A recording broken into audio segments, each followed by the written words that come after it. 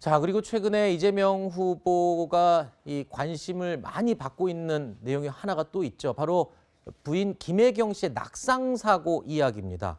이 사고 이야기로 인해서 하루 일정을 이 통째로 비우고 이 병간호에 이 하루를 다 소비를 했었는데, 이재명 후보의 최측근이자 선대위 총괄 특보단장을 맡고 있는 정성호 의원이요, 오늘 라디오 프로그램에 출연해서 이 낙상 사고와 관련해서 지금 한간에 이상한 소문들이 자꾸 떠돈다라면서 모두 사실무근이다라고 언급했습니다. 들어보시죠. 정확한 그 경위 저도 뭐 잘 모르지만은 어쨌든 굉장히 뭐 과로가 누적돼서 그런 일이 벌어지지 않나 생각을 하고 있고요. 뭐 관련해 갖고 온갖 이상한 루머들, 가짜 뉴스들이 굉장히 횡행하는데 전혀 대개 다 사실무근입니다. 또 두 분 사이에 금슬이 굉장히 좋습니다. 그렇기 때문에 뭐 그날 이렇게 간호한 걸로 알고 있습니다. 그렇습니까? 네. 새벽 1시 반에 낙상이라고만 처음에 발표를 네네네. 하셔가지고 네. 그래서 괜히 괜한 오해를 좀 키운 측면도 있는 것 같아요. 넘어지는 게 다 낙상입니다, 사실. 정치인들의 아내나 뭐 가족들은 아프지도 말아야 됩니다, 사실은 그게.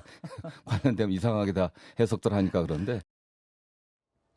자, 새벽 1시에 낙상, 열상 치료를 받고 이 병간호 중 이렇게만 알려지다 보니까 구체적인 내용이 없어갖고 이상한 소문들이 막 횡행한 건 사실이거든요. 일단은 민주당 측에서는 온라인상에서 허위 사실 유포한 이 누리꾼 2명을 고발하기로 했다고요? 네, 그러니까 새벽 1시고 집안, 낙상이었다가 열상으로 바뀌고 이렇다 보니까는 사람들이 여기에 대해서 뭐 의문을 가졌던 것 같아요. 그러다 보니까는 어떤 누리꾼이 낙상이 아니라 무슨 뭐 골절이라 그러면서 얼굴 CT를 찍었다 이런 내용을 SNS에 올렸고, 여기에 대해서 이제 민주당이 강력하게 법적 조치에 나섰는데, 여기에 대해서 문제가 된 발언은 반드시 바로잡고 처벌을 해야 되는 게 맞습니다. 네. 근데 제가 우려되는 거는 뭐냐면은 이게 선거에서 가장 중요한 거는 그러니까 후보자의 이미지거든요. 네. 저렇게 뭐 유포한 사람들은 당연히 처벌을 해야 되겠지만은, 만약에 그 유포된 사실을 가지고 사람들이 그럴 수 있겠구나 믿었다면은 뭐 이재명 후보 그럴 수도 있지 않아, 뭐 김혜경 여사가 뭐 그랬을 수도 있겠지 이렇게 믿어버리는 거잖아요. 네. 그런 것들이 오히려 더 이재명 캠프에 저 사람들이 처벌받고 안 받고와 별개로 더 이렇게 선거에서 악재로 작용할 수가 있다고 그렇죠. 보거든요. 그래서 앞으로 이재명 후보가 어떤 이미지를 가져가느냐가 중요한 관건이 될 것이라고 봅니다. 네.